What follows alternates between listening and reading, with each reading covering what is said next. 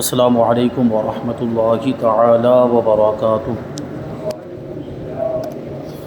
نحمده ونصلي ونسلم على رسوله الكريم اما بعد فاعوذ باللہ من الشیطان الرجیم بسم اللہ الرحمن الرحیم ان اللہ وملائکتہ یصلون علی النبی یا ایہا الذین آمنوا صلوا علیہ وسلموا تسلیما اللہم صلی علی سیدنا ومولانا محمد معدن الجود والکرم وآلہ الکرام وابنہ الکریم وبارک وسلم صلاۃ وسلاما علیک یا رسول اللہ صلی اللہ تعالی علیہ وسلم۔ سورہ بقرہ آیت نمبر 63 اور 64 کی تفسیر ہے۔ اللہ تبارک و تعالی ارشاد فرماتا ہے وَإِذْ أَخَذْنَا مِيثَاقَكُمْ وَرَفَعْنَا فَوْقَكُمُ الطُّورَ خُذُوا مَا آتَيْنَاكُمْ بِقُوَّةٍ وَاذْكُرُوا مَا فِيهِ لَعَلَّكُمْ تَتَّقُونَ ثُمَّ تَوَلَّيْتُم مِّن بَعْدِ ذَلِكَ فَلَوْلَا فَضْلُ اللَّهِ عَلَيْكُمْ وَرَحْمَتُهُ لَكُنتُم مِّنَ الْخَاسِرِينَ۔ اور جب ہم نے تم سے عہد لیا اور تم پر طور کو اونچا کیا، لو جو کچھ ہم تم کو دیتے ہیں زور سے، اور اس کے مضمون کو یاد کرو اس امید پر کہ تمہیں پرہیزگاری ملے، پھر اس کے بعد تم پھر گئے تو اگر اللہ کا فضل اور اس کی رحمت تم پر نہ ہوتی تو تم ٹوٹے پانے والوں میں ہو جاتے، یعنی نقصان اٹھانے والوں میں ہو جاتے۔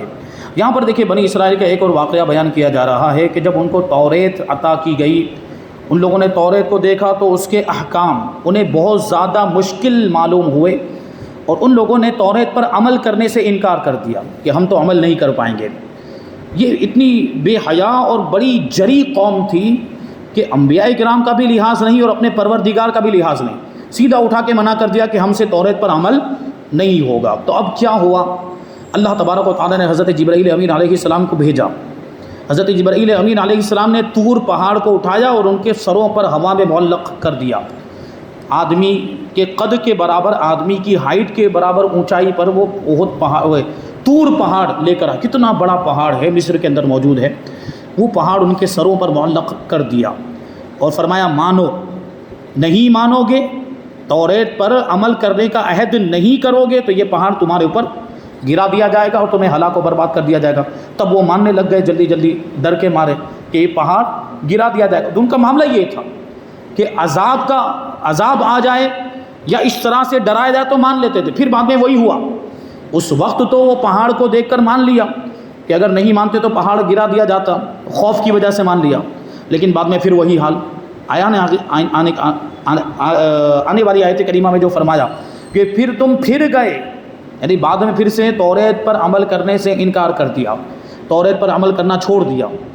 اس کے باوجود اللہ تبارک و تعالیٰ نے ان کو پورے طور پر ہلاک نہیں کیا، پورے طور پر ختم نہیں کیا۔ یہ فرمایا کہ اگر اللہ کا فضل نہ ہوتا اور تم پر اللہ کی رحمت نہ ہوتی تو تم نقصان اٹھانے والوں میں ہوتے، یعنی تم نے جو پہلے نافرمانیاں کی اور بعد میں تمہارے جو معاملات ہوئے، اگر اللہ کا فضل اور اس کی رحمت نہ ہوتی تو کب سے ہلاک و برباد ہو گئے ہوتے، تباہ و برباد ہو گئے ہوتے۔ تو اس آیت کریمہ کی تفسیر کا خلاصہ قانون ہدایت بیان فرمانے کے بعد ارشاد ہو رہا ہے۔ اس سے پہلے والی آیت کریمہ کے اندر ہدایت کا قانون بیان ہوا کہ اگر کوئی یہودی بھی ہو، کوئی عیسائی بھی ہو، کسی اور نبی کا ماننے والا بھی ہو، اس کا ایمان قابل قبول کب ہوگا؟ وہ نجات کب پائے گا؟ جب نبی آخر الزماں پر ایمان لائے گا۔ اس سے پہلے والی آیت کریمہ میں وہی بیان ہوا۔ یہ ہدایت کا قانون ہے، یعنی ہدایت والا وہی مانا جائے گا جو ہمارے آقا کو مانتا ہے، جو حضور پر ایمان لائے۔ تو وہ بیان فرمانے کے بعد اب ارشاد فرمایا جا رہا ہے کہ اے اسرائیلیوں، ہم نے تم پر یہاں تک مہربانی فرمائی کہ جیسے احمق بیمار کو مہربان طبیب زبردستی دوا پلاتا ہے، بیمار ہے لیکن بے وقوف ہے، عقل مند ہے تو دوا پی لے گا، اس کو معلوم ہے کہ دوا پیوں گا تبھی اچھا ہوں گا، لیکن بے وقوف ہے تو وہ یہ سوچے گا یار کڑوی دوا کون پیے، اس کو یہ نہیں معلوم کہ دوا پیے گا تبھی تو اچھا ہوگا۔ تو بے وقوف بیمار جو ہوتا ہے نا، وہ خود سے دوا نہیں پیتا ہے، اسے زبردستی پلانی پڑتی ہے۔ تو بے وقوف بیمار کو طبیب زبردستی، یعنی ڈاکٹر زبردستی دوا پلاتا ہے۔ اسی طرح ہم نے تمہارے ساتھ کیا، یعنی ایمان نہیں لا رہے تھے، توریت کو مان نہیں رہے تھے، زبردستی بنوایا جا رہا ہے طور پہاڑ کو سر کے اوپر معلق کر کے۔ تم بخوشی اصلاح قبول نہیں کرتے تھے، یعنی اپنی حالت کو سدھار نہیں رہے تھے۔ ہم نے تم پر کوہ طور اٹھا کر اختیار کرنے پر مجبور کر دیا، یعنی توریت کو اختیار کرنے پر مجبور کر دیا اور فرما دیا کہ توریت قبول کرو ورنہ پہاڑ گرتا ہے، پہاڑ ابھی تمہارے اوپر گر جائے گا۔ تم بھی ایسے ضدی واقع ہوئے کہ اس وقت تو جبرن اور قہرن مان لیا، مجبور ہو کر مان لیا اس وقت، مگر بعد میں اس کو بھی توڑ دیا، یعنی اس عہد کو بھی توڑ دیا، اس وعدے کو بھی توڑ دیا، اور طرح طرح کی بدکاری اور بت پرستی میں مشغول ہو گئے۔ توریت شریف کو بدل ڈالا۔ ہم نے اپنے فضل و کرم سے کبھی کبھی تم میں انبیاء کرام بھیجے تاکہ تمہیں ہلاکت اور بربادی سے بچائیں، مگر تم نے انہیں بھی ظلماً قتل کر ڈالا۔ پھر بھی ہم نے درگزر کیا، اگر ہمارا اتنا فضل و کرم نہ ہوتا تو تم کبھی کے نیست و نابود ہو چکے ہوتے، نام و نشان تمہارا مٹ چکا ہوتا۔ اب یہاں پہ جو واقعہ، جو طور پہاڑ والا واقعہ ہے، اس کو تھوڑا تفصیل سے بیان کرتے ہیں۔ فرماتے ہیں کہ اس میں اختلاف ہے کہ یہ پہاڑ اکھیڑنے کا واقعہ کن بنی اسرائیل پر پیش آیا، کیونکہ بنی اسرائیل تو ان کا جو زمانہ ہے نا بہت لمبا زمانہ ہے، تو یہ کون سے لوگ تھے؟ بنی اسرائیل ہی کے تھے، یہودی ہی تھے، لیکن کون سے زمانے کے لوگ تھے؟ آیا یہ ان 70 پر جو حضرت موسیٰ علیہ السلام کے ساتھ توریت لینے کے لیے گئے تھے؟ آپ نے واقعہ سنا کہ جب ان لوگوں نے کتاب کا مطالبہ کیا تھا نا، وہ بچڑے کی پوجا والا واقعہ ہو گیا، سب ہو گیا۔ حضرت موسیٰ علیہ السلام نے پھر کہا کہ تم لوگوں نے بہت بڑا جرم کیا، تو ان لوگوں نے کہا کہ پھر ہمارے پاس کوئی کتاب لے کر آ کہ جس میں حلال و حرام سب کچھ بیان ہو، جائز ناجائز سب بیان ہو، تاکہ اس پر ہم عمل کریں۔ تو حضرت موسیٰ علیہ السلام بنی اسرائیل میں سے 70 آدمیوں کو لے کر کوہ طور پر تشریف لے گئے تھے، اور وہیں سے وہ توریت تختیوں میں لکھی ہوئی آپ کو عطا کی گئی تھی۔ تو یہ 70 آدمی، وہ آپ نے وہ بھی واقعہ سنا کہ ان لوگوں نے مطالبہ کر دیا تھا کہ ہم تو نہیں مانیں گے یہاں تک کہ اللہ کو ہم ظاہری طور پر دیکھ لیں، کھلم کھلا دیکھنے کا ان لوگوں نے مطالبہ کر دیا۔ اللہ کا کلام سن لیا، اس پر بس نہیں کیا، نہیں بولے ہم تو اللہ کو دیکھنا چاہتے ہیں۔ یہ ایسی جری قوم۔ پھر کیا ہوا تھا کہ ایک چنگھاڑ آئی، ایک آواز آئی جس کی وجہ سے سب مر گئے تھے۔ تو حضرت موسیٰ علیہ السلام نے اللہ کی بارگاہ میں عرض کیا کہ میں اپنی قوم کو جا کر کیا جواب دوں گا کہ 70 آدمی مر گئے ہیں۔ تو پھر اللہ تعالیٰ نے ان کو دوبارہ زندہ کر دیا۔ تو یہ وہ 70 آدمی ہیں۔ کیا یہ ان لوگوں پر یہ طور پہاڑ کو لا کر معلق کر دیا گیا تھا، یا ان پر جو یہاں رہ گئے تھے بعد میں، پیچھے جو رہ گئے تھے؟ تو فرماتے ہیں کہ ہم اس اختلاف کا لحاظ کرتے ہوئے واقعہ عرض کرتے ہیں۔ جب حضرت موسیٰ علیہ السلام بنی اسرائیل سے توریت ماننے کا عہد و پیمان لے کر 70 آدمیوں کے ساتھ توریت لینے کے لیے کوہ طور پر تشریف لے گئے، اور وہاں یہ 70 آدمی کلام الہی سن چکے اور مر کر زندہ بھی ہو چکے، مر بھی گئے پھر زندہ بھی کیے گئے۔ تب آپ کو توریت شریف عطا ہوئی۔ جب آپ نے وہ کتاب ان 70 کو دکھائی، 70 آدمیوں کو دکھائی، تو یہ لوگ سخت احکام اور کڑی پابندیاں دیکھ کر گھبرا گئے اور کہنے لگے کہ ہم سے ان پر عمل نہیں ہو سکے گا۔ یہ احکام جو اندر بیان ہوئے توریت کے اندر، ہم سے عمل نہیں ہو سکے گا ان پر۔ موسیٰ علیہ السلام نے بارگاہ الہی میں دعا کی، تب حضرت جبرائیل امین علیہ السلام بحکم الہی کوہ طور اکھیڑ کر ان کے سروں پر لے کر کھڑے ہو گئے کہ توریت کو قبول کرو ورنہ ابھی تم پر یہ پہاڑ گرا دیا جائے گا۔ یہ پہاڑ قد آدم ان کے سروں سے اونچا تھا، یعنی ایک آدمی کے قد کے برابر ان سے اونچا تھا۔ یہ لوگ ابھی اپنی موت دیکھ چکے تھے، اب گھبرا گئے، فوراً سجدے میں گر گئے۔ اچھا، سجدہ بھی کیسا کیا؟ یعنی کتنی خطرناک، کیسی سرکش قوم ہے یار، کہ سرکشی میں ان کا کوئی مقابلہ نہیں کر سکتا، اس طرح کی قوم۔ ابھی جب سجدہ بھی کرے تو ہم اور آپ سجدہ کیسے کرتے ہیں؟ پیشانی زمین پر، ہمارا چہرہ کدھر ہوتا ہے؟ زمین کی طرف ہوتا ہے۔ اب یہ بدبختوں کو دیکھو، سجدہ کیا پر پوری پیشانی پر سجدہ نہیں کیا، بلکہ ایک رخسار پر سجدہ کیا، گال پر سجدہ کیا۔ اچھا، وہ بھی کیوں؟ اس کا بھی مقصد، ابھی اللہ کے حکم پر عمل کرنا ہے تو پورا سجدہ کرنا چاہیے نا، اتنا بڑا عذاب سامنے موجود ہے، پھر بھی اس طرح کی ناٹک، اب اسی کو ناٹک ہی بولیں گے نا۔ وہ ایک رخسار پر سجدہ کریں گے، ایک گال زمین پر لگا لیا اور ادھر سے پہاڑ کو دیکھ رہے ہیں کہ گرتا ہے کیا۔ یہ حالت ان لوگوں کی، پہاڑ کو دیکھتے جا رہے ہیں کہ کہیں گر نہ جائے۔ چنانچہ اب تک دیکھیں ان کا وہ طریقہ تھا، اب تک آج کے بھی یہودی جب سجدہ کرتے ہیں اسی طرح سجدہ کرتے ہیں۔ یہ آج کے بھی یہودیوں کو آپ دیکھیں گے تو وہ ایسے ہی ایک گال پہ سجدہ کرتے ہیں، ایک رخسار پر ہی سجدہ کرتے ہیں، یہ انہی کا طریقہ ہے۔ اور مسلمان پیشانی پہ سجدہ کرتا ہے۔ الحمدللہ ہمارا جو سجدہ ہے وہ مکمل سجدہ ہے۔ اور سجدے میں گر کر ان لوگوں نے توبہ کی اور پورا عہد کیا کہ ہم اس کو قبول کرتے ہیں اور ہمیشہ اس پر عامل رہیں گے، یعنی توریت پر عمل کرتے رہیں گے، یہ وعدہ کیا ان لوگوں نے۔ لیکن بعد میں اس سے بھی پھر گئے، اس میثاق سے، یہ جو عہد کیا تھا اس سے، یا تو یہی سجدے والا میثاق مراد ہے، یا پہلا میثاق جو اسرائیلیوں سے طور پر آتے وقت لیا گیا تھا کہ کتاب دی تو جا رہی ہے، تم کو عمل کرنا پڑے گا، وعدہ لیا گیا تھا۔ اس کا واقعہ یہ ہے کہ جب حضرت موسیٰ علیہ السلام توریت لے کر اپنی قوم کے پاس آئے اور بچھڑے وغیرہ کو ہلاک فرما چکے، سب سے توبہ کرا چکے، تب آپ نے ان کو توریت دکھائی۔ انہوں نے دیکھ کر قبول کرنے سے انکار کر دیا اور ان پر یہی طور اٹھا کر یہاں لایا گیا اور انہوں نے سجدہ کر کے عہد و پیمان کیا، مگر بعد میں اس عہد کو، اس وعدے کو توڑ دیا اور بدکاریوں میں، گناہوں میں مشغول ہو گئے۔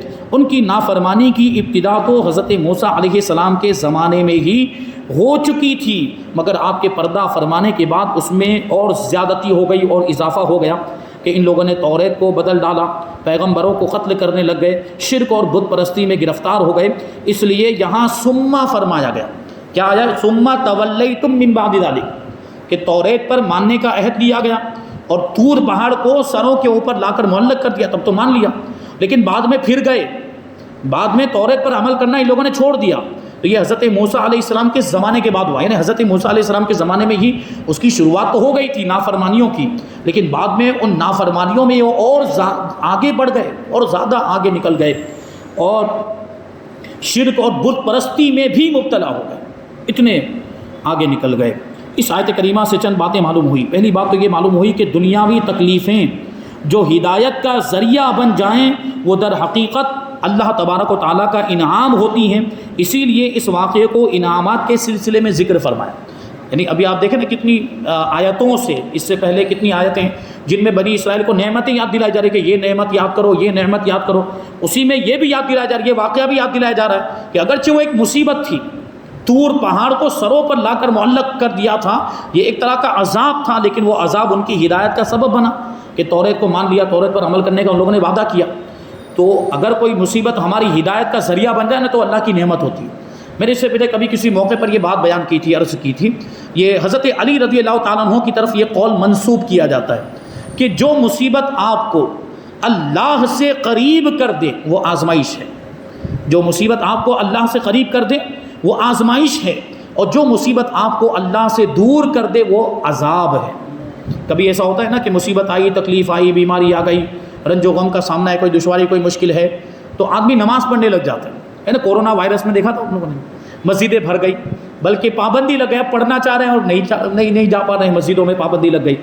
تو یہ ہوتا ہے کہ وہ جب ریلا آتا ہے نا تب آدمی کو سمجھ پڑتی ہے کہ وہ ہو ریلا آیا، اب بھاگو، پانی کا ریلا آیا، اب بھاگو، اب بھاگو، سمجھ میں آتا ہے کہ اب سدھرو، یہ حالت ہوتی ہے۔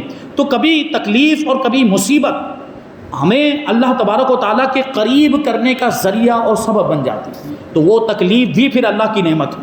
کبھی آدمی بیمار ہوتا ہے تب دماغ ٹھکانے پر آ جاتا ہے، یار مجھے اللہ کی عبادت کرنی چاہیے، لیکن کبھی کچھ لوگ ایسے ڈھیٹ ہوتے ہیں، ایسے بے حیا اور ہٹ دھرم ہوتے ہیں کہ تکلیفوں اور مصیبتوں کے باوجود بھی نہیں سدھرتے، وہ تکلیف، بلکہ تکلیف میں اور زیادہ ناشکری کرنے لگ جاتے ہیں، شکوہ و شکایت کے الفاظ زبان سے نکالنے لگ جاتے ہیں۔ تو کبھی کبھی تو پھر وہ شکوہ و شکایت اللہ سے اگر کرے تو آدمی کافر بھی ہو جاتا ہے، ایمان سے ہاتھ دھو بیٹھتا ہے، تو پھر وہ بربادی، پھر وہ جو مصیبت ہے وہ عذاب ہے۔ تو یہ بات ذہن میں رکھے کہ تکلیف کبھی کبھی اللہ کی طرف سے انعام ہوتی ہے، نعمت ہوتی ہے۔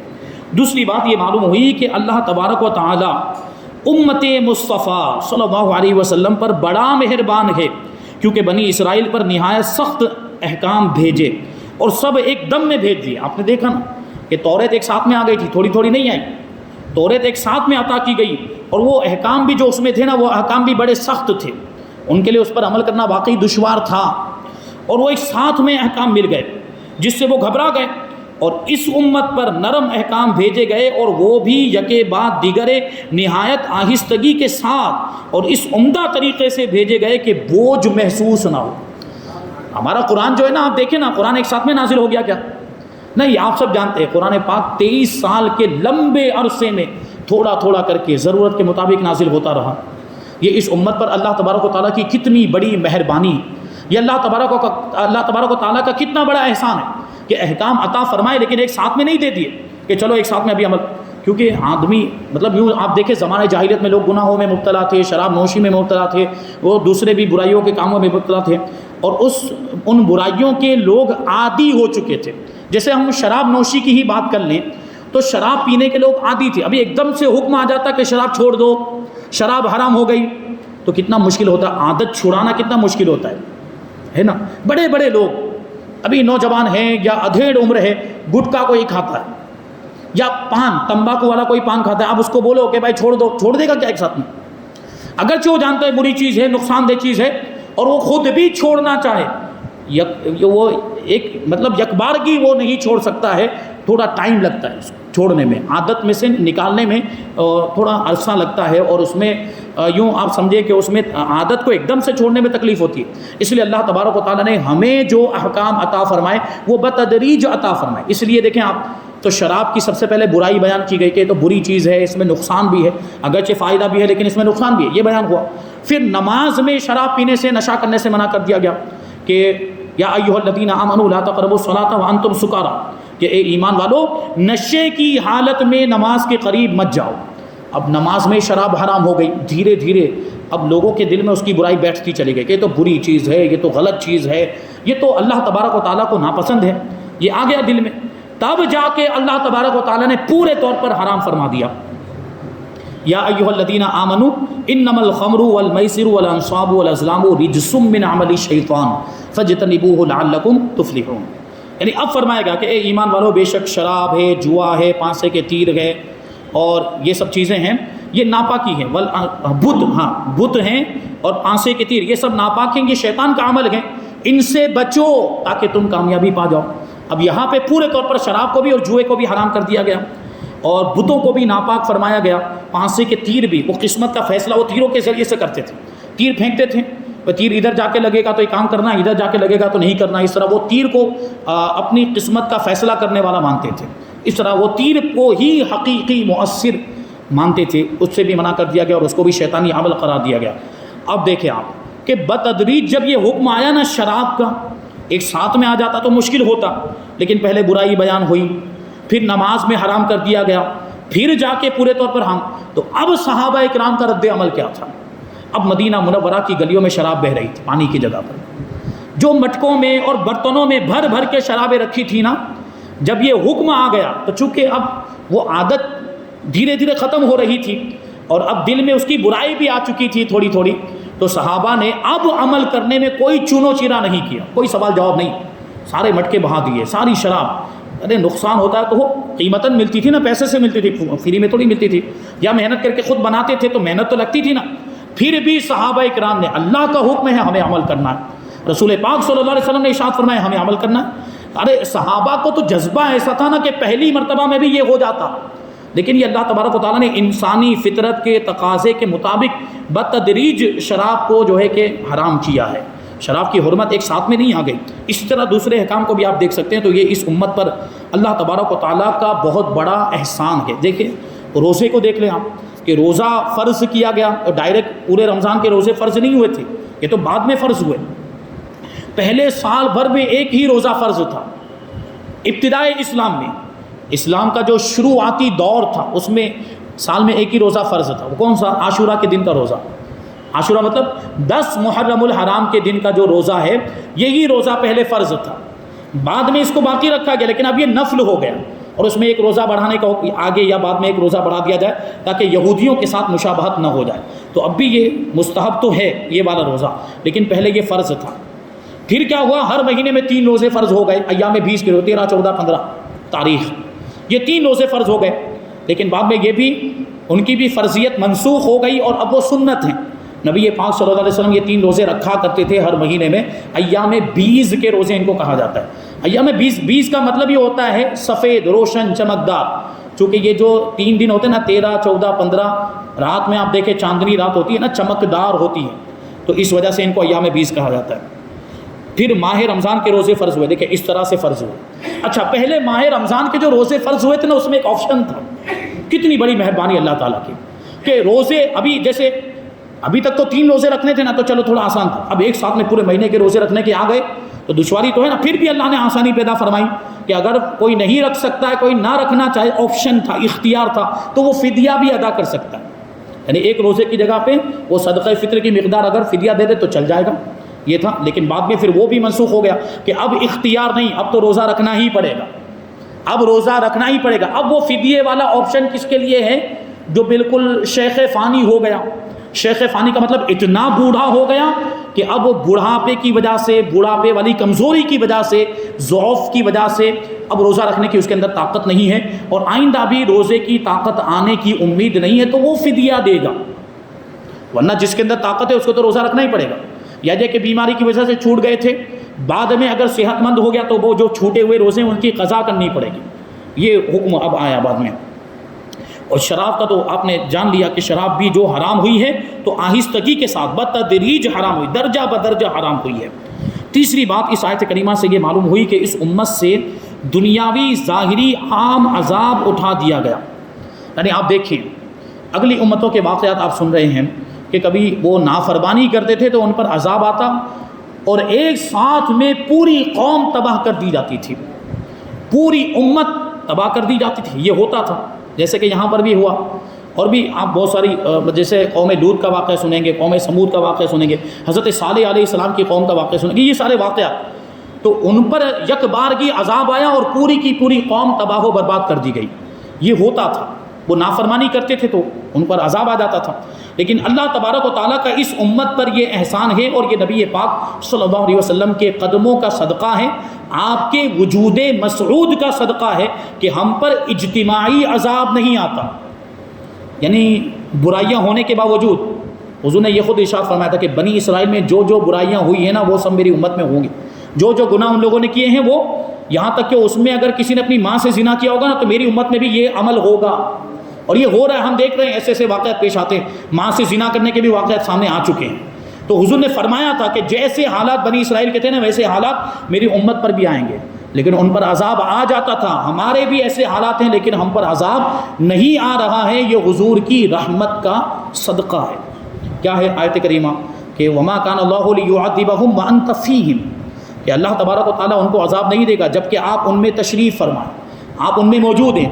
ہمارا عقیدہ ہے نا حضور پاک صلی اللہ علیہ وسلم زندہ ہیں، اپنی قبر مبارک میں موجود ہیں، تو حضور کے وجود کا صدقہ ہے کہ ہم پر اجتماعی عذاب نہیں آتا، یعنی ایسا عذاب نہیں آتا کہ پوری قوم دنیا میں اس وقت جتنے بھی لوگ ہیں سارے ہلاک ہو جائیں، سارے تباہ ہو جائیں، ایسا کوئی عذاب نہیں آتا۔ ہاں انفرادی عذاب آتا ہے، کبھی کسی خاص علاقے پر عذاب آ گیا، کبھی کسی خاص قوم پر عذاب آ گیا، کبھی کسی خاص شہر میں عذاب آ گیا، یہ ہم دیکھتے ہیں۔ جیسے کہ کہیں پہ زلزلے آ جاتے ہیں، کہیں پہ سیلاب، جیسے کہ ابھی سیلاب کے معاملات پاکستان میں چل رہے ہیں۔ پاکستان میں اپنے پنجاب اور اس کے آس پاس کے علاقوں میں بہت زیادہ سیلاب کا معاملہ ہے، اور بہت لوگ اس میں ہلاک بھی ہو رہے ہیں، بہت زیادہ مالی نقصان بھی ہو رہا ہے اور جانی نقصان بھی ہو رہا ہے۔ تو اس طرح کے عذابات آتے ہیں، ہمارے یہاں پہ بھی ہم دیکھتے رہتے ہیں، دوسرے ممالک میں بھی ہم دیکھتے رہتے ہیں کہ اس طرح کے عذاب، کبھی زمین دھنسنے کے واقعات پیش آتے ہیں، زلزلے کے واقعات پیش آتے ہیں، کبھی بہت زیادہ بارش کے واقعات پیش آتے ہیں، اور بھی دوسرے عذاب کے وہ کی صورتیں ہمیں دیکھنے کو ملتی ہیں۔ لیکن اجتماعی طور پر پوری قوم، دنیا میں موجود سارے لوگ ایک ساتھ میں ہلاک ہو جائیں، ایسا کوئی عذاب نہیں آتا ہے۔ یہ حضور پاک صلی اللہ علیہ وسلم کا صدقہ ہے۔ بنی اسرائیلیوں پر پہاڑ لا کر ان سے توریت منوائی، مگر مسلمانوں کے ساتھ یہ سلوک نہیں ہوا۔ اور چوتھی بات یہ معلوم ہوئی کہ توریت کی حفاظت بنی اسرائیل کے ذمے کی گئی تھی۔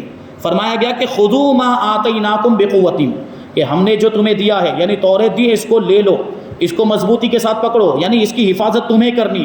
اور ہمارا قرآن آخری کتاب ہے آسمانی، اللہ تبارک و تعالیٰ نے ہمارے آقا پر نازل فرمایا، تو اس کی حفاظت کی ذمہ داری ہمارے اوپر نہیں ڈالی کہ اے امت محمدیہ یہ قرآن کو لے لو اور اس کی حفاظت کرو، نہیں، بلکہ قرآن پاک کی حفاظت کی ذمہ داری خود پروردگار نے اپنے ذمہ کرم پر لی۔ انا نحن نزلنا الذکر وانا لہ لحافظون، کہ بے شک ہم نے ہی ذکر کو یعنی قرآن کو نازل کیا اور ہم ہی ضرور اس کی حفاظت کریں گے۔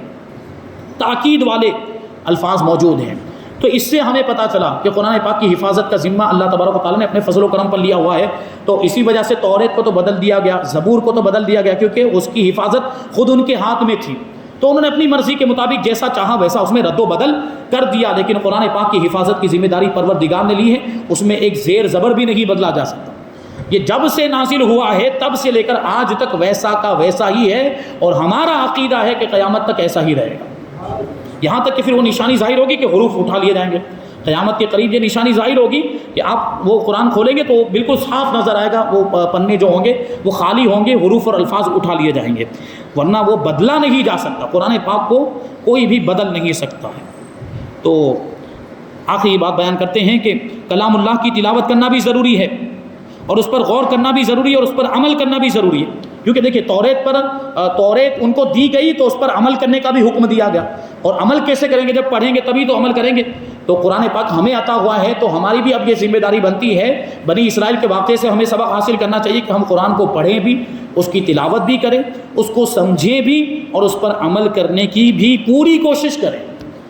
یعنی کتاب کی حفاظت اسی طریقے سے ہوگی کہ اس پر عمل کیا جائے، اس کو اپنی زندگیوں میں اتار لیا جائے۔ میں نے پہلے بھی کئی مرتبہ عرض کیا ہے کہ قرآن پاک تاکوں میں سجانے والی کتاب نہیں ہے، ابراہیوں پہ رکھنے والی کتاب نہیں، برکت کے لیے رکھا ہوا ہے۔ تو برکت کے لیے خالی رکھے گا، برکت ہوگی، کلام الہی ہے، لیکن خالی رکھنے کے لیے تھوڑی ہے، عمل کرنے کے لیے۔ میں نے وہ شعر بھی پڑھا تھا کہ ہر لفظ کو سینے میں بسا لو تو بنے بات، ہر لفظ کو سینوں میں بسا لو تو بنے بات، تاکوں میں سجانے کو یہ قرآن نہیں ہے۔ تو عمل کرنا ہے، اس پر عمل کرنے کے لیے کتاب بھیجی گئی ہے۔ تو بغیر تلاوت کے اس کی بقا مشکل ہوگی، اور بغیر عمل کے محض اس کا پڑھ لینا فائدہ نہیں دے گا۔ خالی تلاوت کرتے رہو، خالی پڑھتے رہو، یقیناً قرآن پاک کی تلاوت بھی ثواب کا باعث ہے، لیکن صرف پڑھنا ہی، صرف تلاوت ہی کرنا کافی نہیں ہے۔ اس پر عمل کریں گے تب جا کے آپ کو حقیقی اس کا فائدہ ملے گا۔ طبیب کا نسخہ، طبیب وہ لکھ کر دیتا نا، وہ دوا لکھ کر دیتا ہے، تو آپ اس کو صرف لے جا کر رکھ دیں گھر میں تو فائدہ ہے اس کا کچھ؟ طبیب نے دوا لکھ کر دی، اس کو لے جا کے گھر میں رکھ دیا، کوئی فائدہ؟ تجوری میں بند کر کے تالا لگا کے رکھ دیا، کوئی فائدہ نہیں۔ اس کو آپ کو پڑھنا بھی پڑے گا، پڑھنے کے بعد اس کو لے جا کر وہ دوا خریدنی بھی پڑے گی، اور اس دوا کو پینا بھی پڑے گا، یعنی پڑھنا بھی ہے، اس پر عمل بھی کرنا ہے، تب اس نسخے کا، لکھے ہوئے نسخے کا فائدہ ہوگا۔